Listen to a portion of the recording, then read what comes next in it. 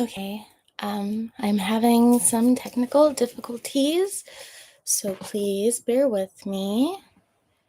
And I want to say before I start,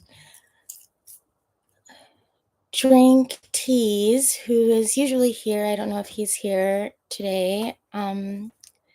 His dad died on Saturday, and I think for all of us who grew up hanging out at Dane's place, Kevin's like our community dad. So I just want to acknowledge the loss of him and say that he will be very missed, that he was very loved and appreciated by a lot of people, myself included. When I got pregnant, I made a point to go and see him, and yeah, I don't think there's anything that I can really say that will be good enough to, I guess, immortalize in this video. So, yeah, I just wanted to acknowledge that before I start. And hopefully I won't lose the internet again, but that's something that happens, I think, every time I do a Techlord takedown. So this is the fourth Techlord takedown, and I will link in the description later the first three: Luck of the Zuck, which is about Mark Zuckerberg, and the Teal Kill, which is about Peter Thiel, and Elon and Sam on the Lam, which is about Elon Musk and Sam Altman and their kind of combined psychology, and how I think that they're really the same person, the same archetype, being played out in two different people. This is Got Besos for Bezos, and it's about Jeff Bezos. And I want to say before I start that I really think that Jeff Bezos is like a modern day Lex Luthor. I'm not going to elaborate on that now, but this video will be, I guess I shouldn't say a modern day, I guess I should say a real life Lex Luthor. This video will be a really good explanation of why I see Jeff Bezos as being a Lex Luthor archetype, and it has nothing to do with him being maybe looking like people imagine Jeff or Lex Luthor to look like. It has everything to do with his personality and the things that he does and the things he gets away with, and how I'm not going to elaborate on that now. You will understand. So to start, because Jeff Bezos started with Amazon, and this idea of having a kind of eBay for specifically book services, I think that starting with how Amazon came to operate as a business is a really good introduction into Jeff Bezos' psychology. And I did want to, before I even begin talking about that, I want to read the core principles, the Amazon core leadership principles.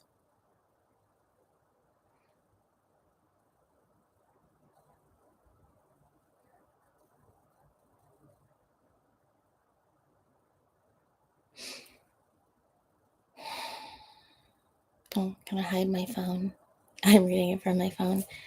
And hopefully I do a better job than the Luck of the Zuck super intelligence reading, or stumbling on my words. So the leadership principles, as stated on amazon.jobs, which I will also link in the description. Leadership principles. We use our leadership principles every day, whether we're discussing ideas for new projects or deciding on the best way to solve a problem. It's just one of the things that makes Amazon peculiar, which is a Peculiar use of words. Hi, mom. Customer obsession. Leaders start with the customer and work backwards. They work vigorously to earn and keep customer trust. Although leaders pay attention to competitors, they obsess over customers. Ownership. Leaders are owners. They think long term and don't sacrifice long term value for short term results. They act on behalf of the entire company, beyond just their own team. They never say, "That's not my job." Invent and simplify. Leaders expect and require innovation and invention from their teams and always find ways to simplify.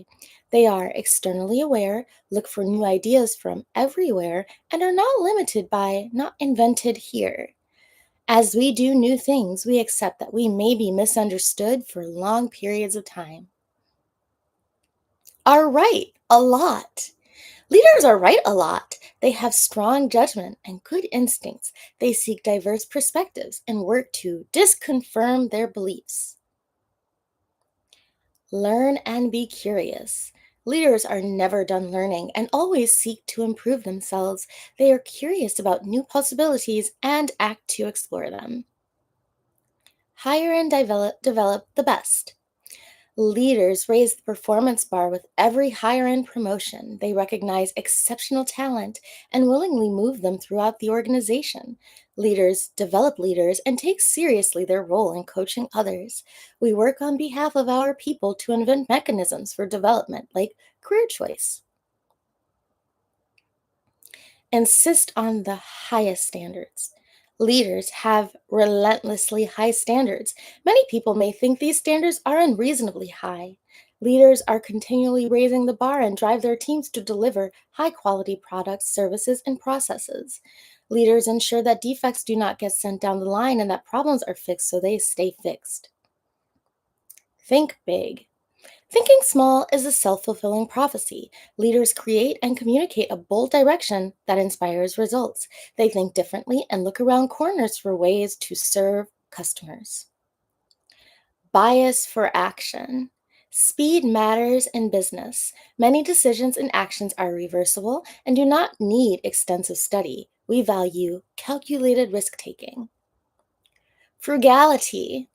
Accomplish more with less. Constraints breed resourcefulness, self sufficiency, and invention. There are no extra points for growing headcount, budget size, or fixed expense. Earn trust.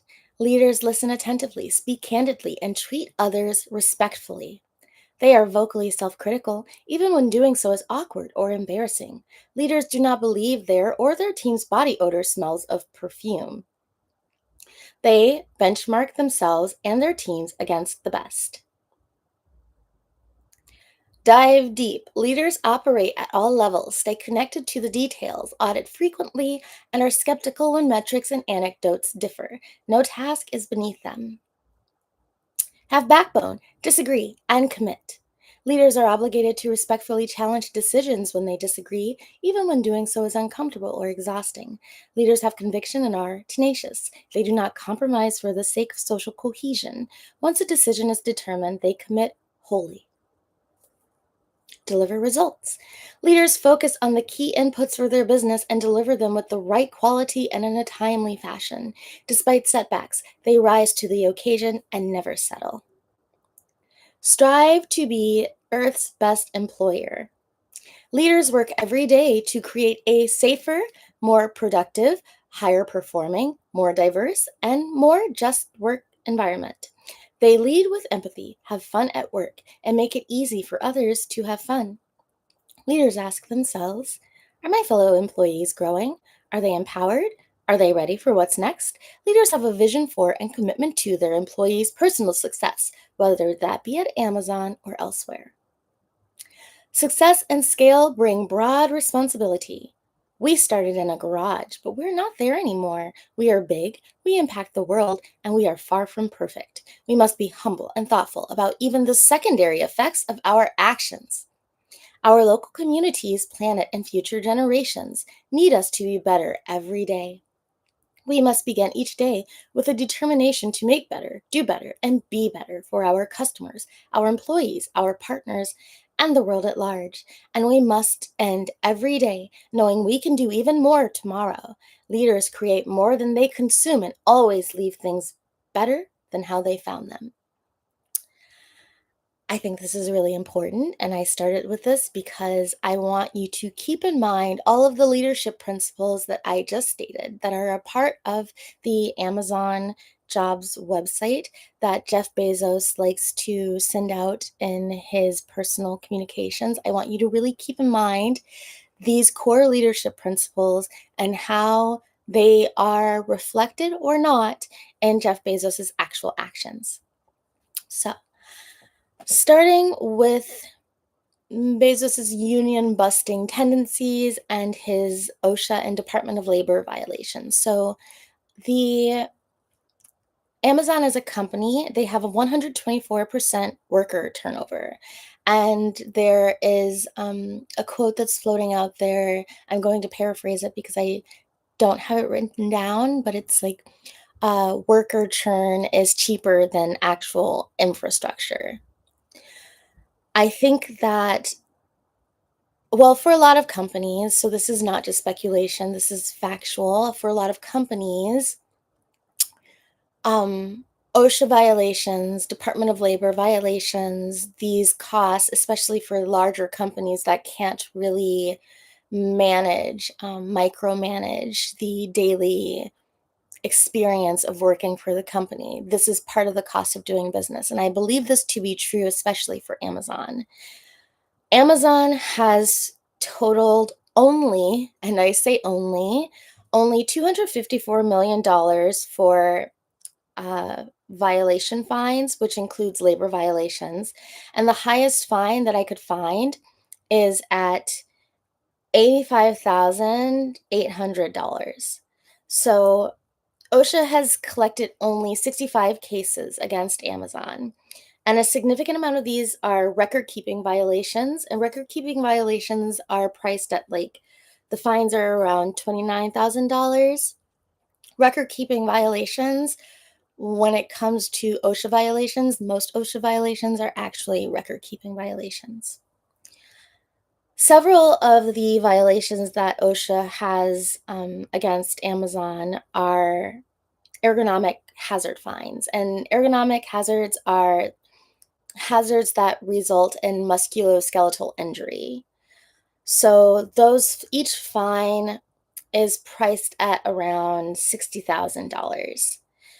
From from October of 2023 to March of 2024 in California alone, they were fined for failing to disclose worker quotas, which is a type of record keeping violation, 59,017 times.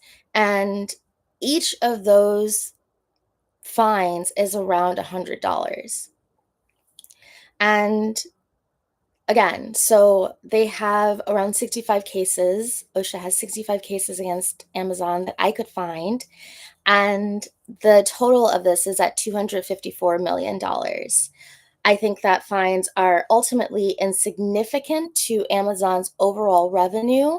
And it made me, when I was researching this and reading about all of the fines, it made me think that possibly the fines may be considered when they calculate worker salaries, that part of these salaries and part of the hourly wages that workers receive might be diminished because they are also calculating how much it is that they're going to have to pay in worker related or Department of Labor, CalOSHA related fines per worker. And again, I that's speculation. I don't know that that's true, but from the way that they have structured their business and things I will get to later, it seems like that is part of the consideration when they think about how much they're going to pay as an hourly wage to workers or how much they're going to salary workers at.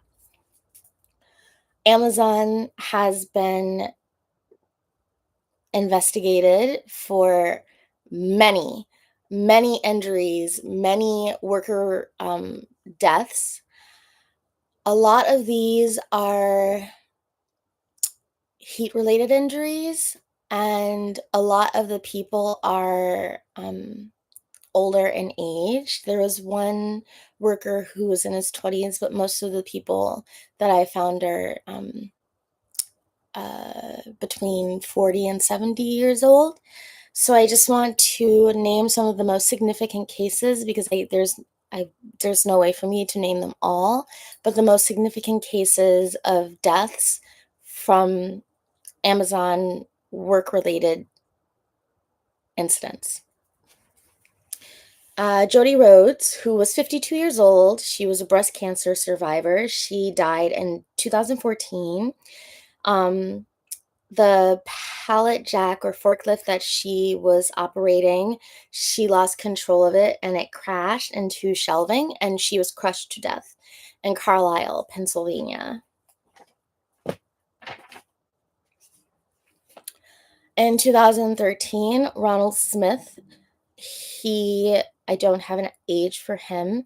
He was dragged by a conveyor belt and crushed by machinery at a facility that was owned by Amazon, but it was actually third-party operated. Philip Terry, in 2017, he was 59 years old. He had his head crushed by a forklift. Um, Devin Michael Shoemaker in 2017 also, he was 28 years old. He was trying to unhitch the trailer from the truck so that he could grease the kingpin, and he was actually run over by the driver of the truck. Some heat-related deaths. Rafael Mota Frias, he died of cardiac arrest because of a heat-related death. Roger Boland had a seizure on a ladder and he fell because of a heat-related illness. And Eric Vidensky also died of a heat-related death while on a Amazon property. And again, when I was reading about the heat-related deaths and heat-related injuries, this is when that quote kept coming up about how worker churn is cheaper than actually like implementing infrastructure so that people aren't getting heat illness and are not dying of heat-related injuries or heat-related sicknesses. Workers' rights groups have filed FOIAs for the lawsuits from the OSHA's death records. I don't think that anything has come of that, or at least as far as I could find in my research, I couldn't actually find any granting of those requests. But as far as the Freedom of Information Act goes, I don't know if it's because there are HIPAA violations. I don't really know why they haven't been granted, but I couldn't find anything on them. So,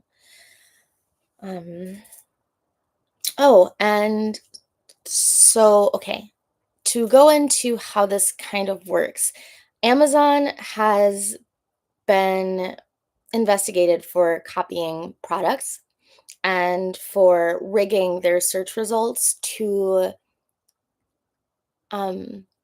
have their products be the first thing that you see, their copy products be the first thing that you see. And if you buy things from Amazon, I think that's pretty obvious. I don't think that really that needs to be investigated from like a public perspective. I understand the necessity from the perspective of the government and a legal perspective, but I think as Amazon users, we all know that what we're going to see primarily in Amazon search results is like the garbage that Amazon makes that are like, I don't remember what it's called, but just like copying the products that they have received from legitimate businesses. And I don't know that it's fair to say that it's legitimate businesses because Amazon is a legitimate business, but there is a term for building like copycat products,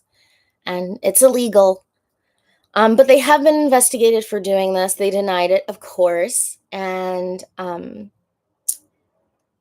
there are 3 sweatshops that I found that have undergone, like, serious worker-related investigations, I believe in Pakistan, and these 3, just so you know, just so I don't wanna say that you can avoid them, but obviously you should try to avoid things that are produced through sweatshop labor.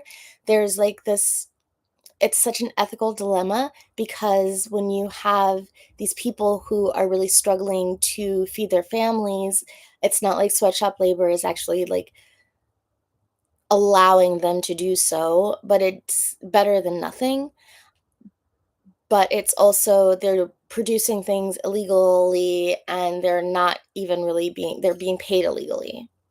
So the 3, sweatshops that I found that you can I mean, they've probably changed their names on Amazon, but if you see anything by Chums, if you see anything by Ice Cool Fashion, and if you see anything by A to Z for kids, that's letter A, number 2, letter Z, number 4, kids, those are all produced using sweatshop labor. And these third-party sellers use sweatshop labor, um, and I could not find anything that demonstrated this factually, so I'm going to state that this is speculation, but it seems like these sweatshops are built by Amazon, um, and because they were investigated for copying products and lied about it, and it's been noted that they've lied about it. I can't say that those 3 sweatshops are owned by Amazon, but it does appear that Amazon is doing a lot of sweatshop labor, like, uh anyway, the the Pakistan suppliers for Amazon, for third-party sellers on Amazon, were paying substantially less than minimum wage. The workers were required to work 2 to 6-hour overtime shifts, required to work 2 to 6 hours of overtime 3 times a week. They received no pay slips.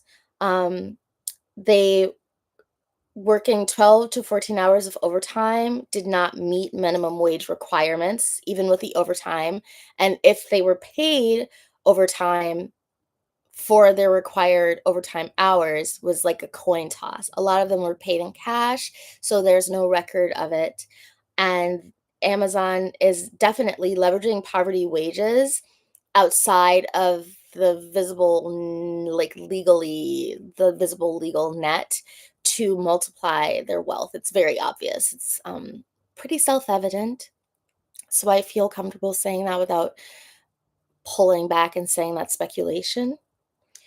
Amazon is also they have, like, an anti-retail crime focus, and this is on the Amazon website, and that anti-crime focus allows them to scout retail crime talent. So you will see a lot of people that you would think would be caught in the anti-retail crime Amazon net actually selling things on Amazon.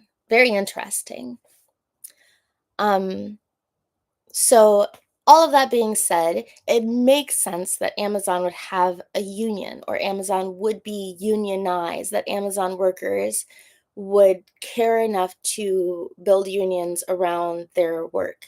Well, they do, and they want to. And I want to state here that Whole Foods is owned by Amazon and that Whole Foods also has faced what I'm about to talk about. Actually, Whole Foods um, has like an entire section of union busting that is deeply personal to the employees at Whole Foods. But EU labor filings confirm Pinkerton is like a security firm, and they were hiring Pinkerton. They're a security firm, but really they're like muscle.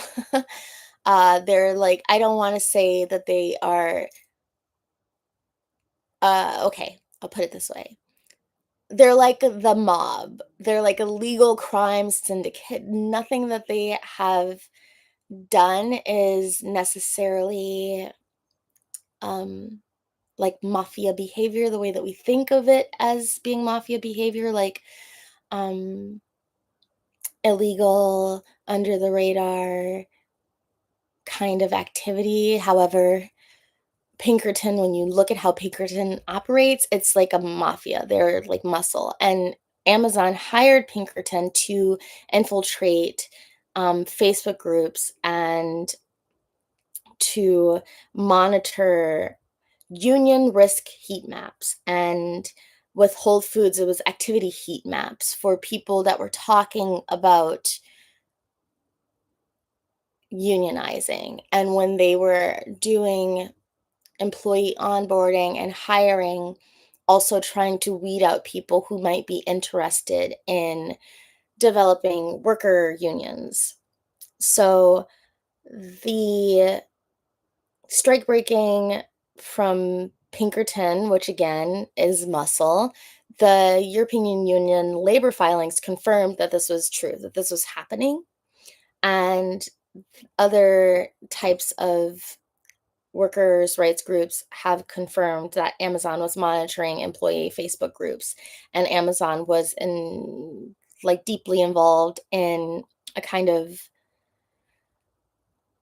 union busting, strike breaking activity with Amazon employees and with Whole Foods. However, in April 2022, Wikipedia says April of 2021, but the actual website says April of 2022. So I don't know which. I'm going with the website, which says April 2022, but I wanted to say that there's a disparity between dates on Wikipedia and the website.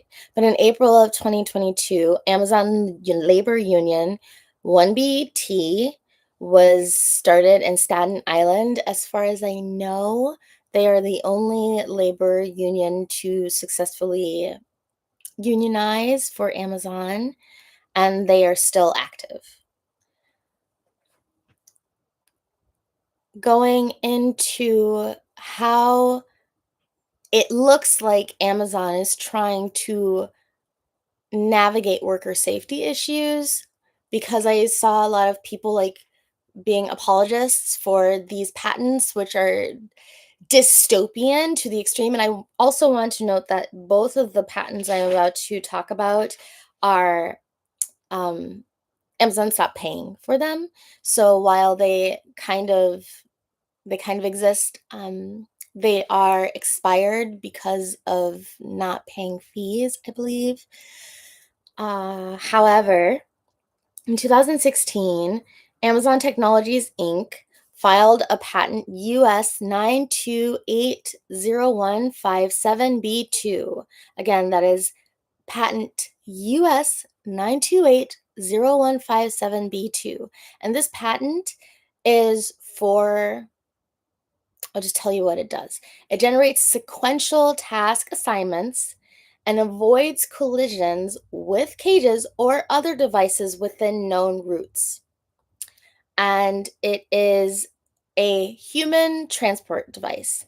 And it actually looks like a cage. I don't think, I mean, I think I can screen share, but I don't want to try to do that right now. It looks like a cage. It looks like a worker cage. And when I saw people defending Amazon's building this, they were saying that it is to prevent workers from being crushed, which is a serious issue, as we've already discussed. Amazon does have an issue with workers dying because they've been crushed beneath machinery or the uh, shelving. So I can understand why people would think that, but if you look at the actual patent for the worker cages, which is that's what they are, they're worker cages.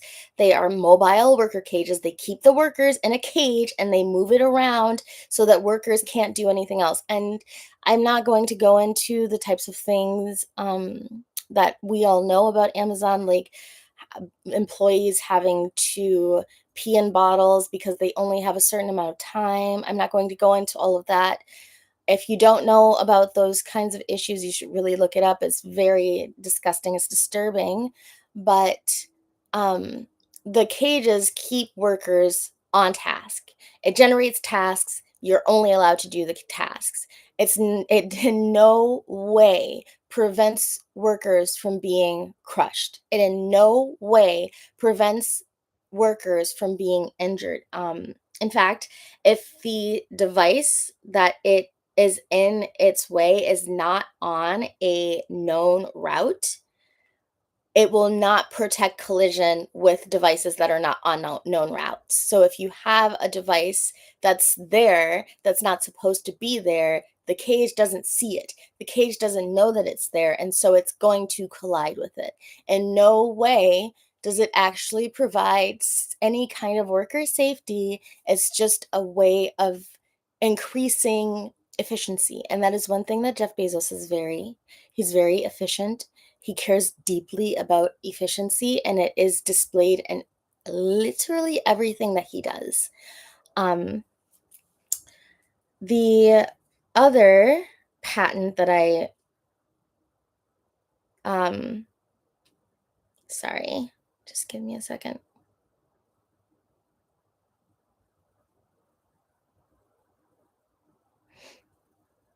I'm very popular right now. Sorry. Unprofessional. The other patent that I saw is in 2018. This is patent US 2017-027-805-1A1. Again, that is patent US 2017-027-805-1A1. And this patent tracks inventory and inventory bins. It is an ultrasonic wearable that tracks user locations. So when you have the worker cage that is maybe a little too dystopian, a little too heavy-handed to actually trap workers in a to actually trap workers in a cage. Um, Sorry, very distracting. Because it's too dystopian to actually trap workers in a cage. It's like it's too heavy-handed to do so. They then built like little wrist monitors that would not only track what inventory you are meant to be handling, but also to work as a kind of wrist manager. So it has like haptic feedback, and haptic feedback means like it vibrates to when you are um, interacting with inventory, which I think is like I don't I can't remember the word for this.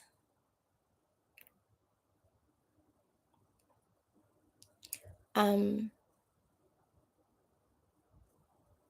Sorry. So it tracks the inventory, and when you are interacting with the inventory, it also makes noises when you are doing things you're not supposed to do. So it has the vibration, which tells you when you're actually interacting or not interacting with the inventory that you're supposed to. But if you're not, because it's a locator, if you're not where you're supposed to be when you're supposed to be there, it also has like an alert system. So it's like a wrist micromanager, and it's specifically designed to monitor performance. In no way is that related to worker safety. Um, and I need to do a task really quickly, and I will probably edit this out when I have the opportunity to, but um,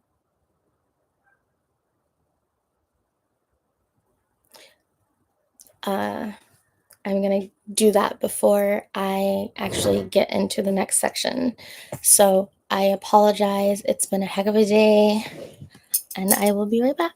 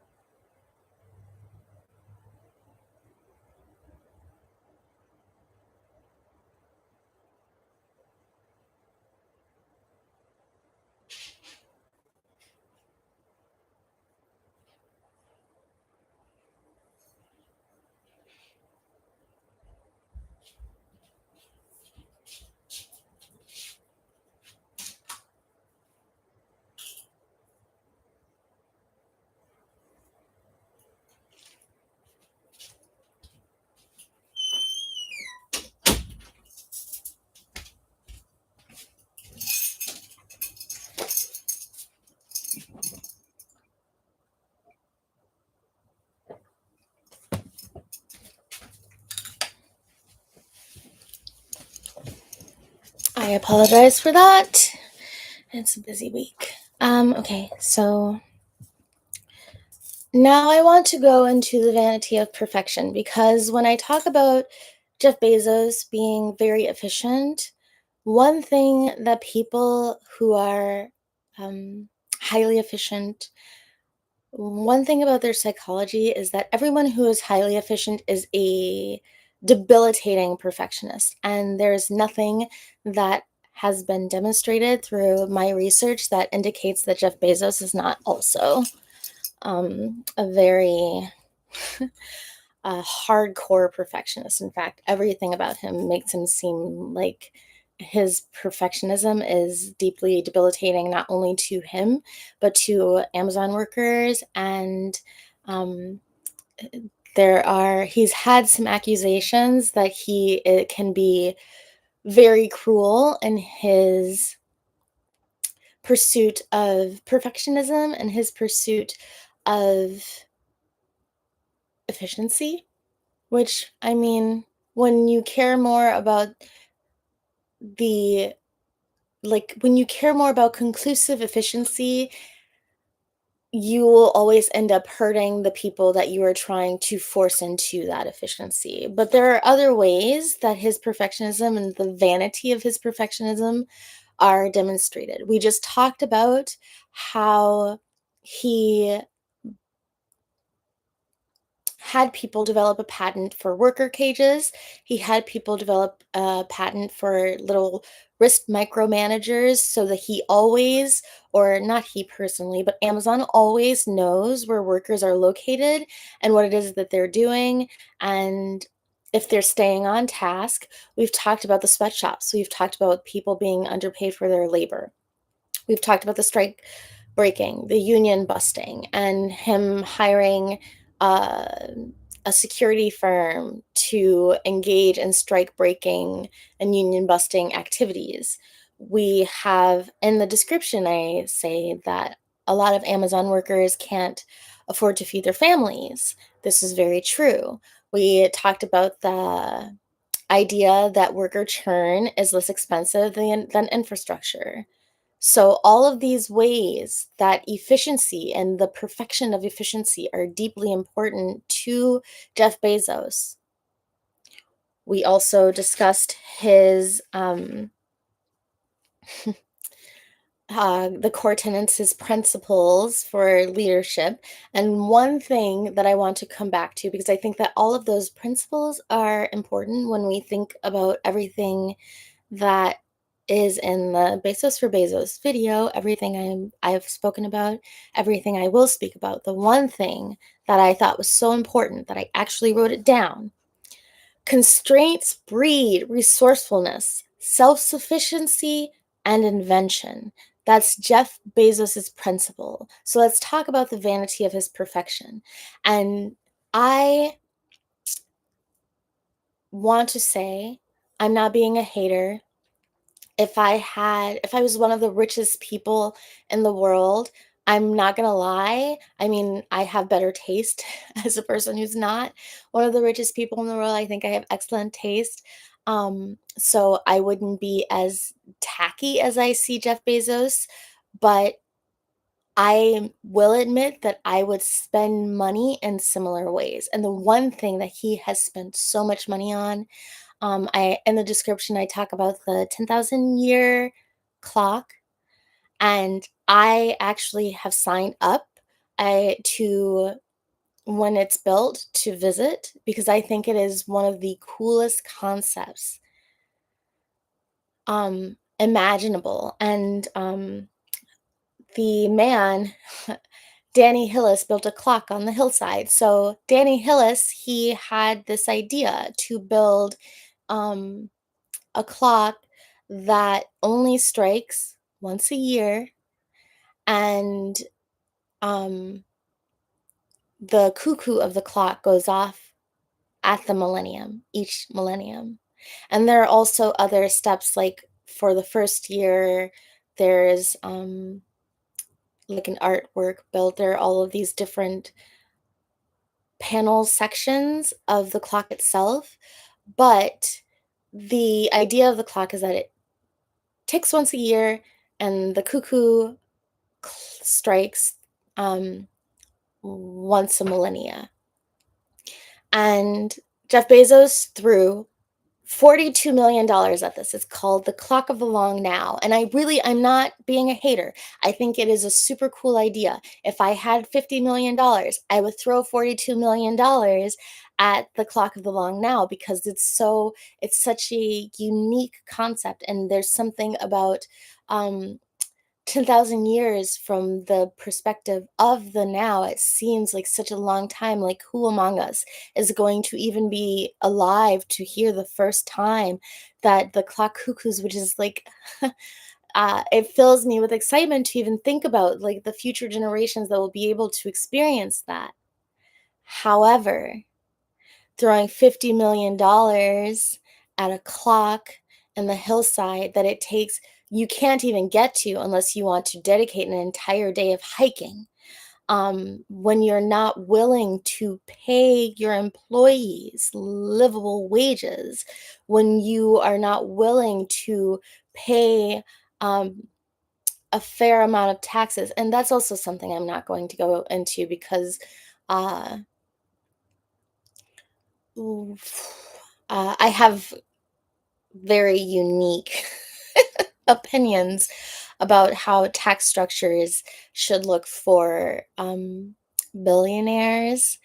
I have very unique opinions that both sides of that argument are not going to like, so I'm not going to go into that. But when you're not willing to give back to the community that built up your billionaire status, I think it's a little disturbing to spend so much money on what is clearly a vanity project, something that you're not even going to be alive to witness, like a portion of the glory of. And it's still being built, as far as I know. So who knows if Jeff Bezos will even be around when it's completed.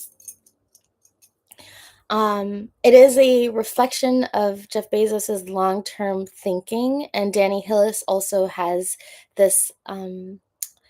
He's really focused on long-term thinking. That's probably where they met, in like the middle of having a shared goal, having a shared vision, having a shared purpose. It's built in a remote mountainside. Like I said, Danny Hillis built a clock on the hillside. It's very remote. You can only drive so far, and then you have to also hike for a day. It's not something that's easily accessible. It is an experience. And again, I'm not being a hater. I think that it's really cool. I cannot wait for it to be built. I cannot wait to have that experience. But it's a vanity project. Uh, and one of the quotes on the website that I thought was really um, meaningful, and I also thought that it reflected a little bit of not only Jeff Bezos' psychology, but how future generations will think of Jeff Bezos and will think of the tech lords in general. If something becomes unimportant to people, it gets scrapped for parts. If it becomes important, it turns into a symbol and must eventually be destroyed. So that is a quote on one of the Clock of the Long Now's websites. So there's a main website for the Clock of the Long Now, and then there's like a Jeff Bezos vanity website for the Clock of the Long Now. That quote is on the main website. Constraint breeds resourcefulness, self-sufficiency, and invention. He has a yacht. Who among us does not have a yacht? Who among the millionaires, billionaires, the tech elite, the tech lords that care about boats? I mean, one of my mentors he lives on a boat in Italy now, and it's so cool. Again, I'm not being a hater. I would probably spend money in very similar ways if I had this kind of money to spend. His yacht is like from what I read about it and the pictures that I saw, it's so it's just big. It's it's just big. He spent $500 million on the Koru, which is what the yacht is called. The Koru also has a support vessel because it needs it, because that's how big it is, called the Abiona, and you can land a helicopter. I think it has 2 pads, but I might be wrong about that. But you can definitely land 1 helicopter on the support vessel for Jeff Bezos's yacht, the Koru. And the support vessel is called Abiona. I think I said that, or I don't know if that's how it's pronounced. The Koru is about 126 meters. It's very large. It's also, I mean, this is my personal opinion, it's tacky.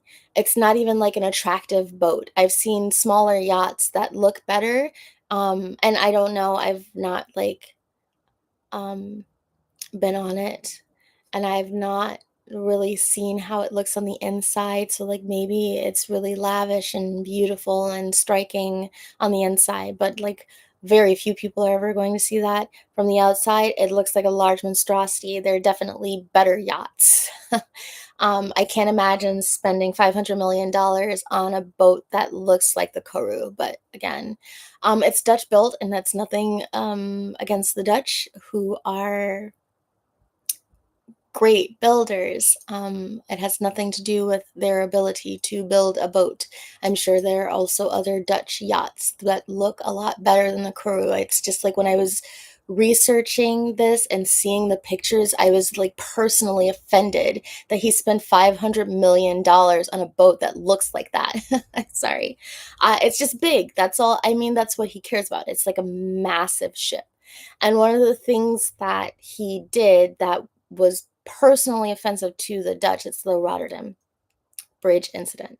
So there is, I don't know how it's pronounced. I think it's De Hef, but the De Hef Bridge is like a historical monument in Rotterdam.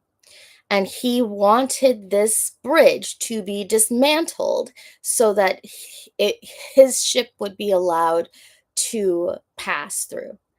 And of course, the citizens were outraged. They threatened to egg it, which I think would honestly make it look better. It would definitely make it look cooler if they egged his stupid ship. It's like, I am so offended by how tacky it looks. It's just tacky. Um, but they threatened to egg it. He did eventually, I think part of the boat was dismantled to allow it to pass through, and it also, there are lots of places that he can't go with it because it's so huge. It's, like, not even functionally large. It's just like a monstrosity that he spent $500 million on, but he can't afford to pay Amazon workers a living wage. But in his mind, I'm sure that it was built to his precise needs, and I'm sure that he's very satisfied with it. And he didn't end up, they never would have allowed it anyway, but he didn't end up destroying a bridge to allow his boat to pass. It's just like the level of Lex Luthor, like, villainy that has to go through your mind where you would even consider asking a place to dismantle a historical monument so that a monstrosity that you built can be allowed to, like, sail through is personally beyond me. Um, his wedding with Lauren Sanchez, it cost about $50 million.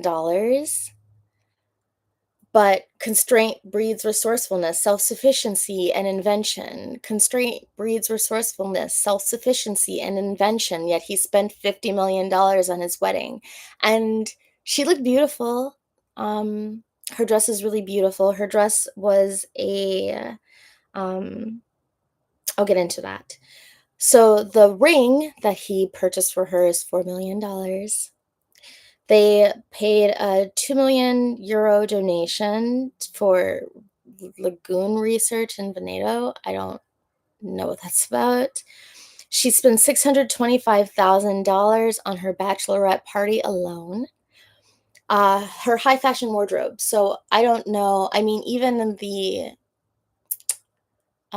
interview she did about her dress, which is like, talk about him having PR, because I can't believe that everything I said about Amazon and their inability to like actually care about worker safety, actually care about whether or not workers are feeding themselves. It's just the dystopian level of knowing that that's how Amazon operates as a business.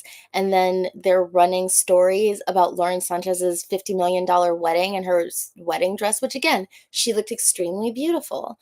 Um, her wedding gown took 900 hours to, I was gonna say build, to piece together. It's Dolce& and Gabbana. It's a very beautiful wedding dress. It has, like, all of these details. Again, 900 hours worth of detail. She Her engagement party dress was a, Schiaparelli, dress, and I don't know how much that cost, but it was from their most recent, um line, so probably a lot of money. And they also tried to rent out Venice. um when this was addressed with him, he said that there were only going to be 200 guests, so it wasn't that big of a deal. But those 200 guests, when they actually had their wedding, I think most of them flew out on their private jets. So it's like the level of exorbitant extravagance. And I guess this is why he then did 2 million euro donation for lagoon research, is because the financial impact of his wedding, significant. The environmental impact of his wedding, disgusting. And I don't want to get too into this, because when I was looking at the ways that he actually spends his money, because I did so after my research into the labor violations, the safety violations, just in congruence with the way that he runs his business and then the way that he spends his money. It's like it's really a level of supervillainy that makes me sick to my stomach. And I don't want to get on a soapbox about it, but I just got on a little bit of a soapbox about it. There was a huge protest, which probably everybody knows about. If you know anything about Jeff Bezos, you probably know that Venice as a city protested his wedding. And there was a sign. I thought this was so funny: if you can afford to rent Venice, you can afford to pay taxes. You can afford to, and I think more importantly, I mean, there's like a level of, since he is receiving so much government money, he should probably put back into the government, especially for like social services, things that help people. But I think more than him paying taxes is important, it's so crucial for him to actually spend money to care about worker safety. Like, I don't really have anything against Jeff Bezos, because if I wanted to hate on Jeff Bezos, I would have to hate on myself for like caring so much about efficiency and being a perfectionist in myself. But one thing that I think is like disturbing is that he cares so little about the people that make him a billionaire. He cares so little about the actual employees. He actually said, I am Amazon. Okay, so if you are Amazon, Jeff Bezos, if you are Amazon, why don't you go and work in a warehouse? Why don't you go and trap yourself in a cage with a risk manager and make sure that you're meeting those quotas that you won't even disclose to the government? If you are Amazon, then why don't you make it the effort to, not just when you were building a business in your garage, but the way that you've now scaled that business, why don't you go back and do the work of all of those people that are maintaining the way that you've scaled your business, and then come back and tell the public that you are Amazon? Okay, so again, a soapbox. I'm so opinionated. I'm not going to talk a lot about the Lauren Sanchez Jeff Bezos affair. I want to touch on it because I did say things about it in the description. So there is evidence suggests that Mohammed bin Salman, um, he is a Saudi prince, and he did personally hack Bezos's private um, devices with malware. when things came out about Bezos and Jeff and Lauren, that was his initial thought was to accuse him because of some things that the Washington Post had printed, and Jeff Bezos owns the Washington Post. So, but there is evidence that suggests that he did hack him. But it was Lauren's brother who actually sold the story to tabloids for pennies, like honestly, for not very much money. And Lauren has said some things in interviews that makes me think that like her family is a little concerned with how her relationship and her connection to Jeff Bezos has changed her and changed her personality, that they might think that she's been brainwashed a little bit. And I don't know. I'm not going to speculate on that. But I will say that Jeff Bezos, he stood 10 toes down on his decision. He stood 10 toes, like he wanted Lauren. He wanted Lauren, and it wasn't really a concern to him that their little affair was so dramatically publicized. In fact, all of the research that I did into this suggests that he had a PR team to spin this so that he looked favorable. And I mean, now their wedding got a bunch of media coverage, more media coverage than how he treats employees gets. So his PR team definitely, I mean, I hope that he's paying them well because they did a great job. They really glamorized the relationship that he has with Lauren, and now Lauren Sanchez and Jeff Bezos are suing Lauren's brother, Michael. So, and again, for like nothing. It's just there's so much about Jeff Bezos's psychology where it's like it's the principle of the thing. He's not petty in a way that Mark Zuckerberg is petty, so he's not petty in a way that I respect, but he is definitely I think that he feels small. He acts like he feels small. It seems that he has some anger issues and that he has he lives by what he calls a risk minimization framework where he questions whether or not he will regret not doing something in the future, and if he feels like he will regret not doing it in the future, he does it. And that's how Amazon started. But I think that what his regret minimization framework really is just an excuse for how impulsive he is. And he's a deeply impulsive man. I talked about in the Thiel kill, I talked about Peter Thiel being calculating and emotional. Um, Jeff Bezos is also calculating and emotional, but he's calculating and emotional in a way that doesn't suggest psychopathy. He's calculating and emotional in a way that's like he just always has to get what he wants, and he has. There, I talked about Peter Thiel as being like someone who keeps failing up. That's his whole legacy. Like Peter Thiel will be remembered for failing and then landing into a new position that put him higher than his failures. Jeff Bezos is very successful, and he knows how to succeed, and he's good at succeeding.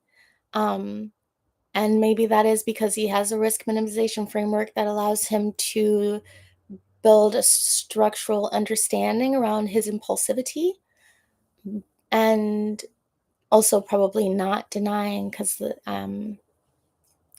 yeah, not denying that he has passions. That's all I'm gonna say about the Lauren scandal. Okay, so the last section is on, or the last two sections are on Amazon Web Services specifically, and data privacy and government contracts. So, Amazon's data privacy teams are notoriously understaffed. And that makes sense because Jeff has this idea that a team is too big if you can't feed it with two pizzas. And even though he has scaled his business to like a global conglomerate, he still has this idea, and it goes back to constraint breeding resourcefulness, I guess. That also applies to his team building skills, but constraint doesn't breed resourcefulness when it applies to his wedding and when it applies to his vanity projects like the Koru and the Clock of the Long Now. But the data privacy teams, they are very understaffed, and I can't imagine what it's like to work at Amazon on this level. I cannot imagine. It's so chaotic. And this is another way that like Peter Thiel is calculating, cold and calculating to the very letter of everything that he does. Jeff is not cold.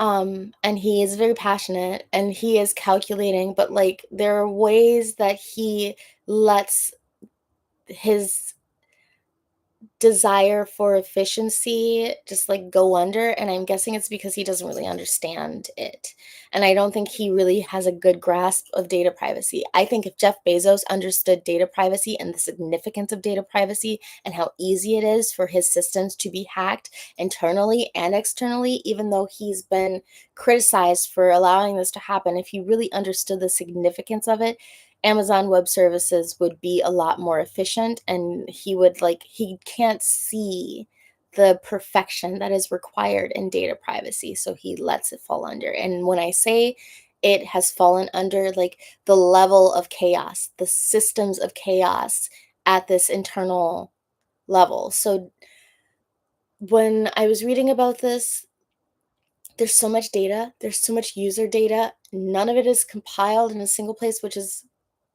a good thing, I guess. But it's like internal access to data. There's broad access to Amazon data for employees. They can look up passwords. They know what everybody is purchasing. They can probably build predictive models around what it is that you will purchase, even if that's not their job. It's really deeply chaotic. Um, the security division has no protective parameters for data at all. None. There are, as far as 2024, I don't know if this is something that he's been working on because there have been some serious Amazon Web Services attacks. I hope that he's working on it. But as far as 2024, like spring of 2024, there were no protective parameters for user data, for data.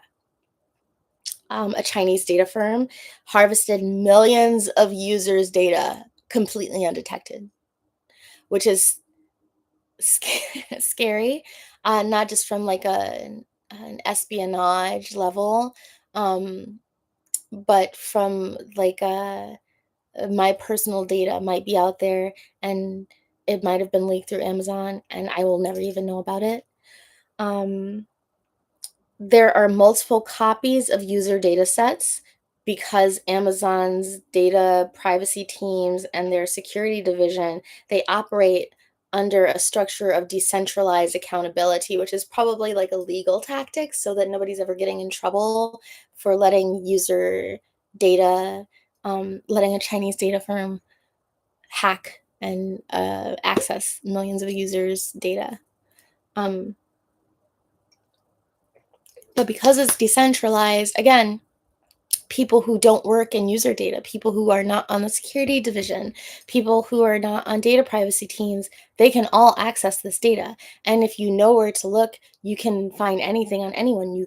There's the thing that I was reading about this when I started researching this particular topic in general, was talking about how Amazon employees have access to celebrity data, have access to celebrity passwords, have access to celebrity purchases, have access to things that would be considered a HIPAA violation of people that are like pretty culturally significant.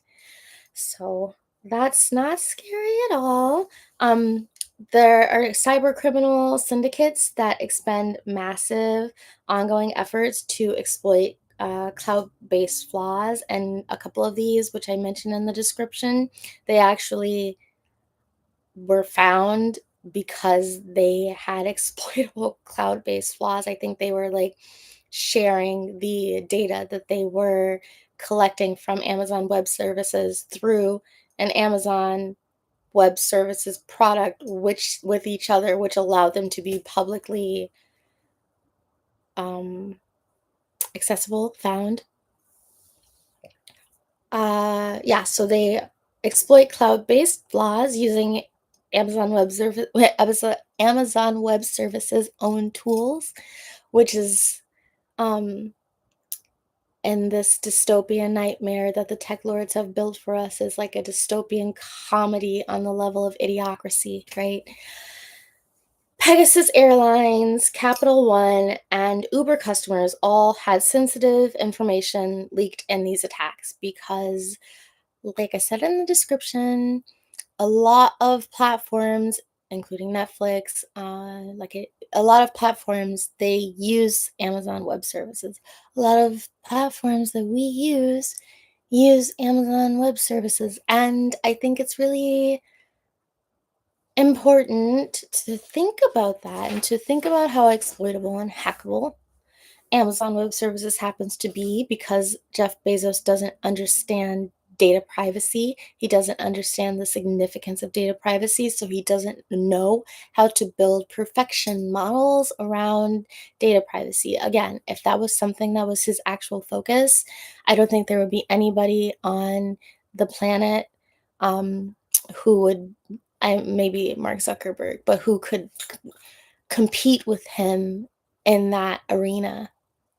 But because it's not something he understands and it's clearly not something that he cares about, and it's not something that he's previously put enough time and money and effort into, it's just really like a, well, like they said, it's a free for all.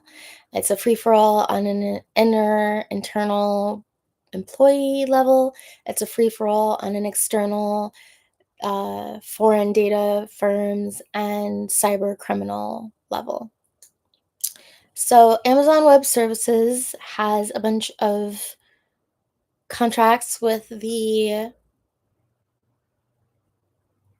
I was going to say United States government, but not just the United States government. Also, I thought the CIA was like a US based thing, and I guess it's not. So to Beth, who I met at Beanbag Cafe, hi Beth. Um, I don't know. Oh, well, I'm going to send this video to you, but you were right. I just wanted to say that you were right.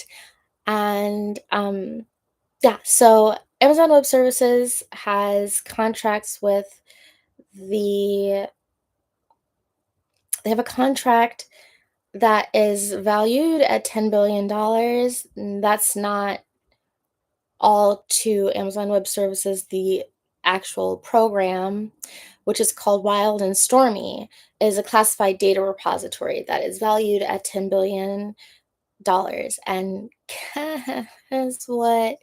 It uses that super safe, totally cool, totally private, not easily hackable. Just kidding. It uses Amazon Web Services. So Wild and Stormy, a classified data repository that is valued at $10 billion, uses Amazon Web Services. C2S, which is the CIA contract, is also hosted by Amazon Web Services. C2S is a CIA project that all of these projects have names, and there's like they're all to do with data and surveillance because that's what all of the tech lords are doing at this point.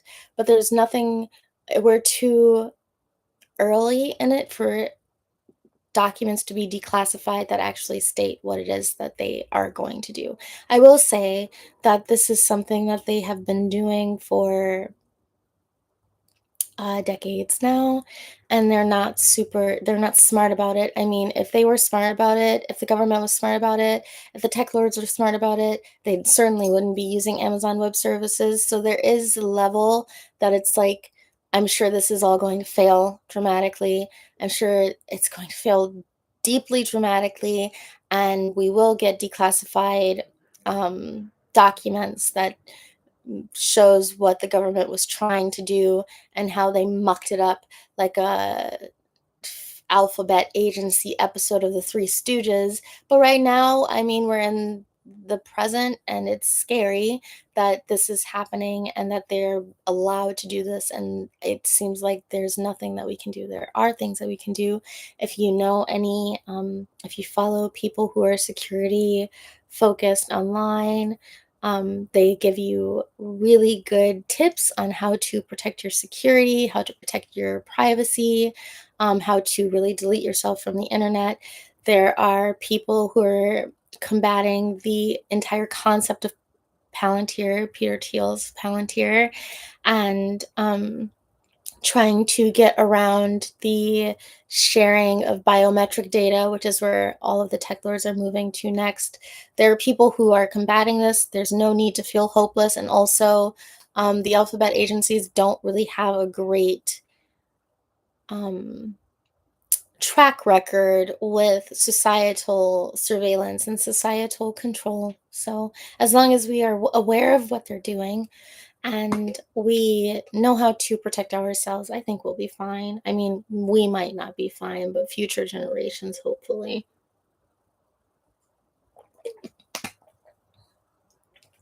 Uh, there's a top secret cloud that the Australia's military is building, and Amazon Web Services has a $2 billion contract with them to facilitate rapid sharing of Australia. This is so funny to me because of everything I just said, because of everything I found. So they have a $2 billion contract with Amazon Web Services. Amazon Web Service, easily hackable Amazon Web Services, to facilitate rapid sharing of Australia's most sensitive information and intelligence material. I mean, why?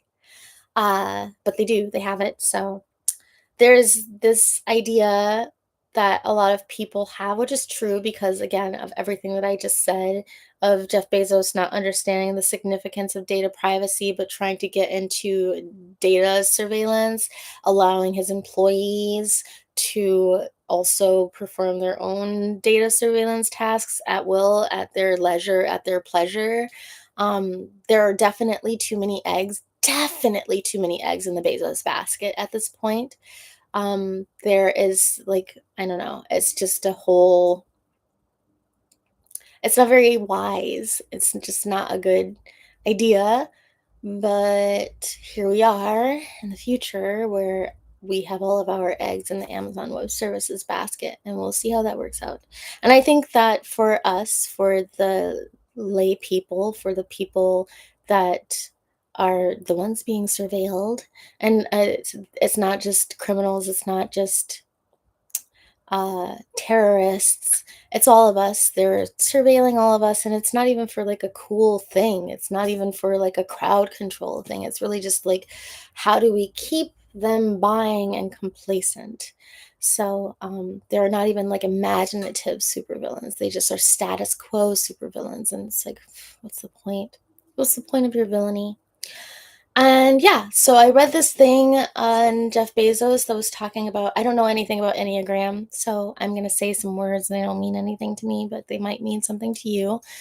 It was an article describing Jeff Bezos's Enneagram as being a type 1. I don't know what that means. It seemed pretty accurate for how I like, he's a perfectionist, he cares a lot about efficiency, he cares a lot about reformation of industry. He's done a lot of like warehouse reformation alone. I don't know that he's going to succeed on that level with data collection, definitely not with data privacy, but that's not really his focus anyway. Um, but the article I read that was describing him as being an Enneagram type 1, again, meaningless words to me. It did cement my idea of Jeff Bezos as being the Lex Luthor of the tech lords. He's definitely a little Lex Luthor. And like Lex Luthor, complicated person. He can't be described as like all evil. He's definitely not like Peter Thiel, who lacks empathy in any demonstrable capacity.